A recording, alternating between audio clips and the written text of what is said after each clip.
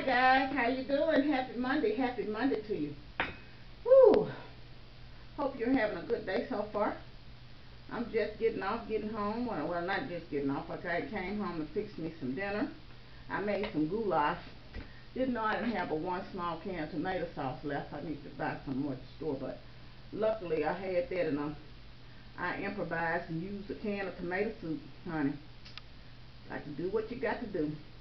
I'm going to attempt to answer the questions that I was asked on my Q&A. If I missed some, I'm sorry. Just ask it again, and I'll try to get to it in a later video. But anyway, let me say my grace, and I'll get to it.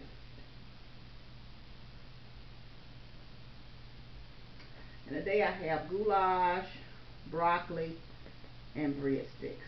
And for the drink, I have orange jungle juice. Anyway, yeah.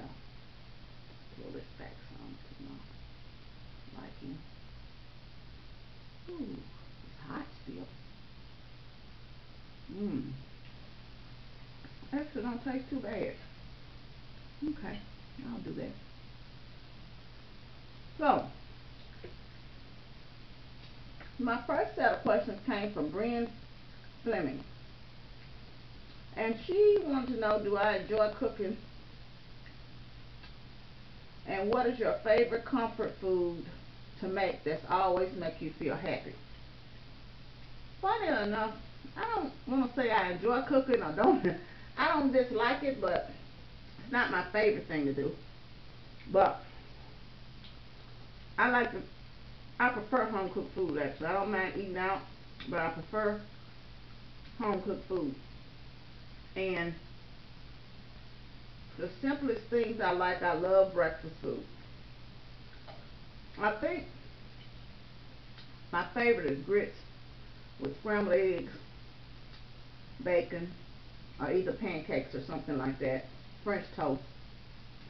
I like that because, and it makes me feel happy. I just enjoy breakfast because I remember when I was growing up, that would be our family time together. And even with my daughter and in my marriage and stuff like that. But mainly I enjoy it because it was the first thing I learned how to cook, and it was so simple. And it's still simple and the easiest meal to cook to this day. It's always my go-to. Name 3 things that you want to do on my summer bucket list that doesn't cost over $100. You wouldn't believe this, but one of the main things I would like to do is get 8 hours of straight sleep, which is free. But I don't know if that'll ever happen. And I want to finish a book. I have so many books started. It would be nice if I would actually finish one. I start reading them and they don't hold my interest, then I'll start on something else, and and I've been saying I want to go to the movies. My birthday is August 3rd, and I always take a few years ago I started taking my birthday off. So I'm going to actually take myself out to the movies and enjoy it. Yeah. Don't know what I'm going to see yet, but I'm going to do that. Make a day of it.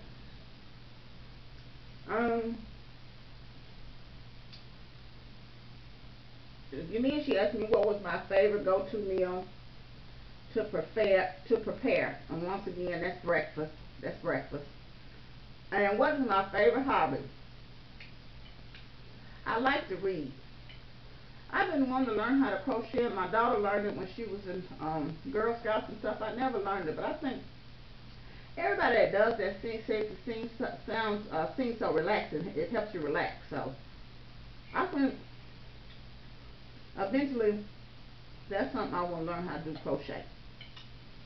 Um, Through the eyes of Pierre asked me, what inspired me to start my own channel? I talked about this a little bit. I was in a multi-level marketing, and I was doing the weight loss stuff. You all have probably heard of it. ISOT. And so I was doing that because I was going to chronicle my weight loss journey. Mm, I had quite a few videos up, but I ended up deleting them. Then I thought about it. So I do have another channel which I'm going to do that on. But I really enjoyed watching the mukbangs, and I like the ones that, you know, you would sit and talk and just share with one another over your meal. And so I said that would be something I would like to do. And I have truly enjoyed it. My channel is not growing fast. It's just growing slow, but I love all my subscribers. It allows me a chance to kind of just, you know, spend time, and I'm able to comment back to everyone for the most part. So I really like that about it, and I hope that the channel continues to grow and the family continues to grow, and I continue to do things and add value. At least I hope that what I'm talking about adds value to somebody's life.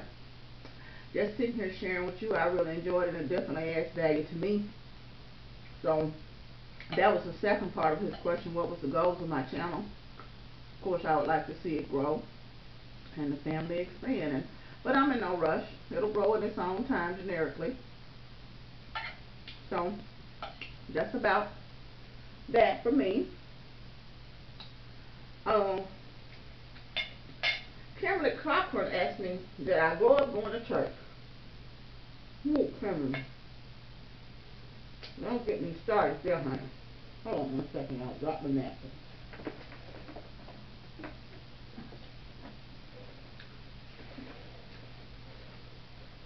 Yes, my father was in the military, and he was also a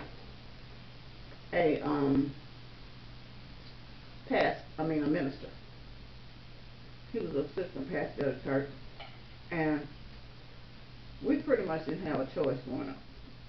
So that's the one thing. Even though I made sure my daughter went to church and that she knows the Lord, I never forced her to join the church. We were in church from sun up to sundown. Sunday school, we had to do something in the church, and you can almost make church unpleasant for children. So I love God, and I have a don't like relationship with the church right now. I enjoy going to church, I enjoy the service, but it's a lot of things I see that go on in church that I can't stand. And I see that people are run away from even coming to God and seeking refuge at the church because of how people act in the church.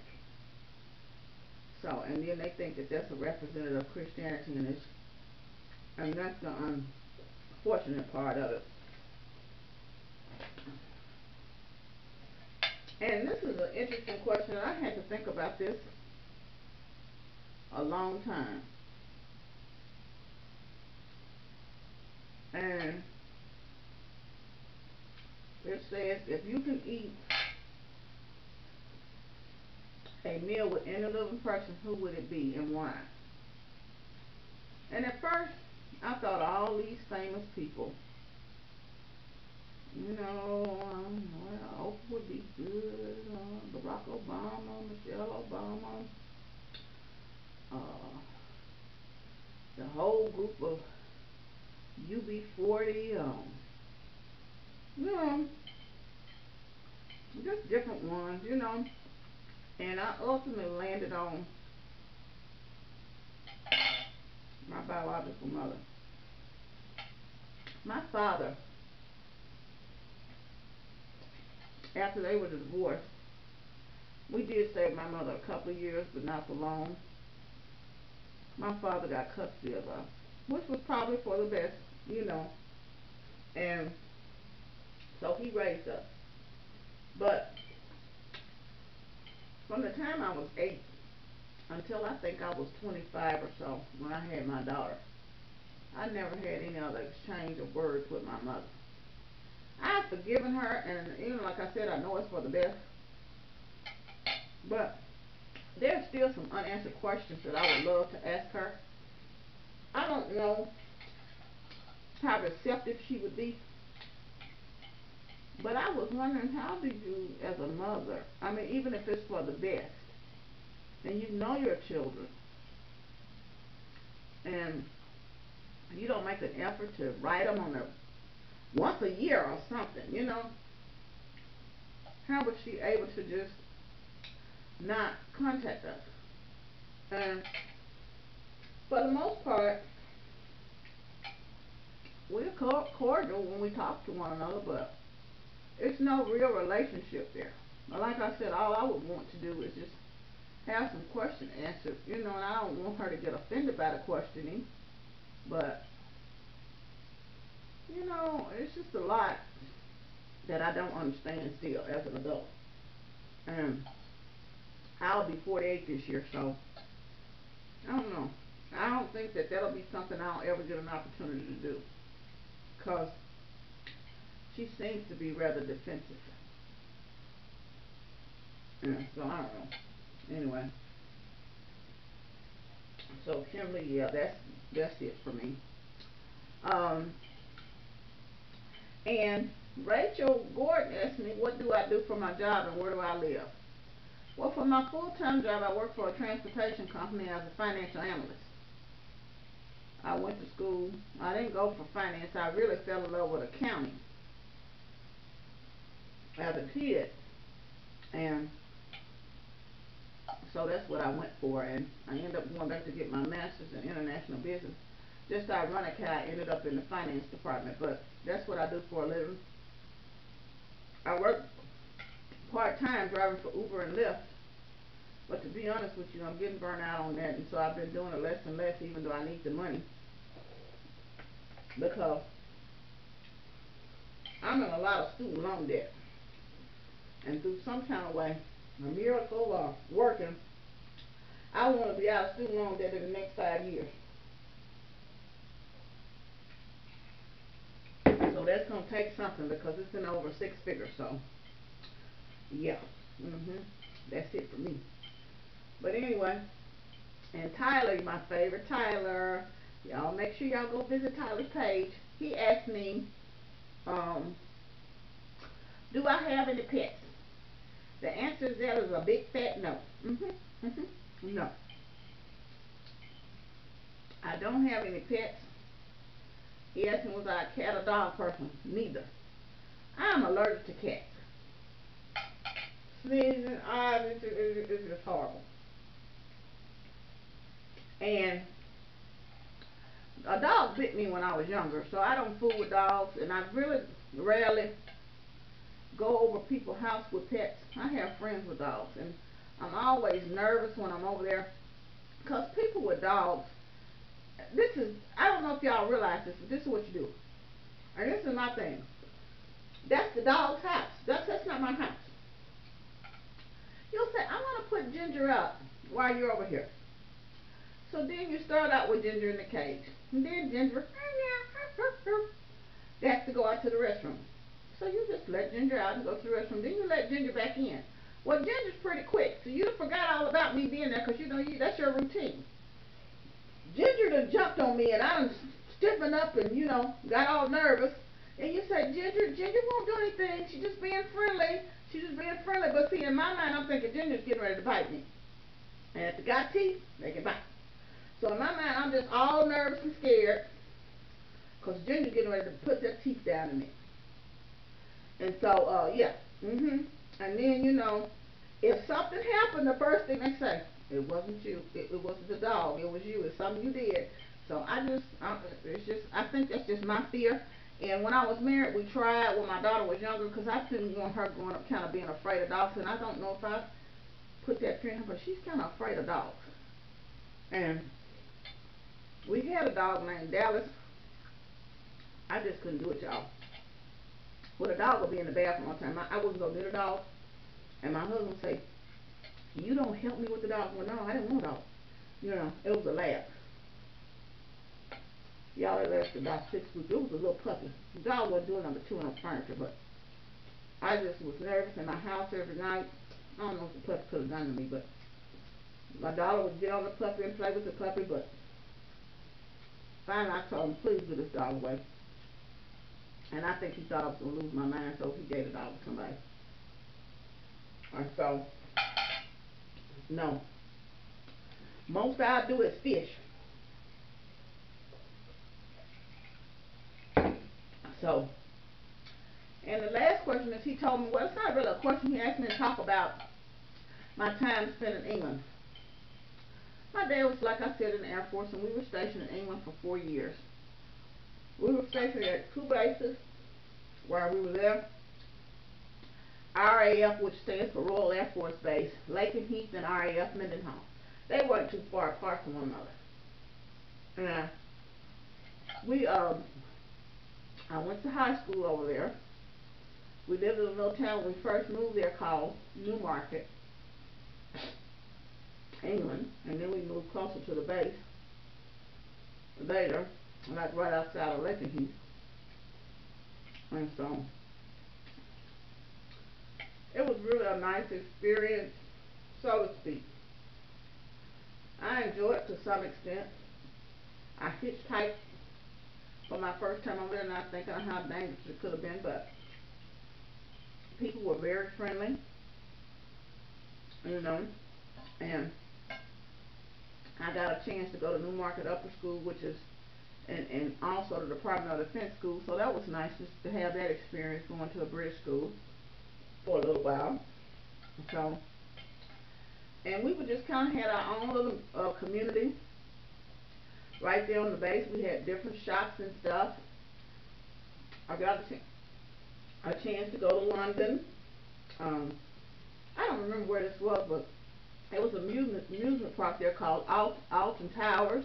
I got a chance to experience that.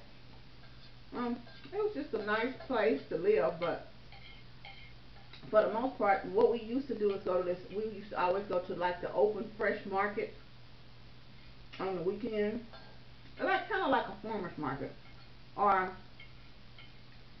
maybe more. I won't say a flea market, but yeah, more like a farmer's market. So that was a nice experience. I have one person um, that was from Memphis. He's a firefighter now, this guy, and I see him sometimes here in Memphis. That grew up with us, but it's rare that you would run into anybody, you know, that you grew up with, went to school with. Fortunately, they have a Facebook group for old military kids, and they try to have a reunion with a lot of the classes that graduated. My brother goes. He went this year, past to Las Vegas. So that gives an opportunity. I said I was going to try to go to the next one. But just a lot of chance. They had the best fish and chips over there. And I just remember. And this Chinese food, it was just so delicious. We would walk and go get Chinese food. They had the best food on the base. You know, even though we didn't have a lot of the fast food restaurants, they had this place that I actually worked there for a little while called the Burger Bar. I just remember you could get a whole cheese pizza for $3 at the pizza place. You could get they make the best taco salads at the taco stand. They make these submarine sandwiches, and it's like I guess a 7-Eleven. It wasn't called a 7-Eleven. But it was like a little shopette was what it was called. And you would go in there and they would make these sub sandwiches, and they would have these onions sitting in Italian dressing on the counter, and they would put these onions. Oh, it was just so good, y'all. Y'all can tell I'm a foodie, right? And we shopped at a place, you know, like for our groceries at the commissary, and we had this ration card. So I actually came of age when I was over there, but you can only buy you ration. I guess they only ship so much over there, but you could only buy on the base so many cigarettes on the ration card. I don't know what else the ration card was for, but I know cigarettes was one of them. You were rationed out cigarettes, how much you could purchase. And They had a package store, which is a liquor store, on the base. And what else? Um, I'll tell you at the commissary, the basic change was like where we shop for clothes or furniture or stereos and stuff like that. So that's what it was. And so, like I said, we got a chance to experience that. You don't appreciate it, realize the value until it's over. It's too late now. Sometimes I know what I would do now if I went back. I would really relish the experience, but I was just ready to come back to the States. Well, guys, that was all my questions. And I'm done with my food because I was hungry. I hope you all have a wonderful day. Rest of your day. A beautiful and happy 4th of July. Don't eat too much barbecue. I went to a barbecue yesterday with my friends and my daughter's godmother. It was a house full and more food than anybody wanted to see. And I didn't eat too much of it because, like I said, I try not to do too much of that too often. But anyway, it was delicious and it was just nice to fellowship. So I hope that you all have an opportunity to fellowship with some others and kind of enjoy your day. And I will talk to you later on this week. Remember, you are something special. You are most definitely loved. I love you. God loves you. Always be kind to yourself and others. Be joyful and be blessed. And please remember to share your smile. Not only share your smile. If you have a family member you hadn't seen one, give them a big old bear hug. Just give them a big old bear hug at the barbecue tomorrow. Anyway, I'll talk to y'all later. I love you. Bye. Be blessed.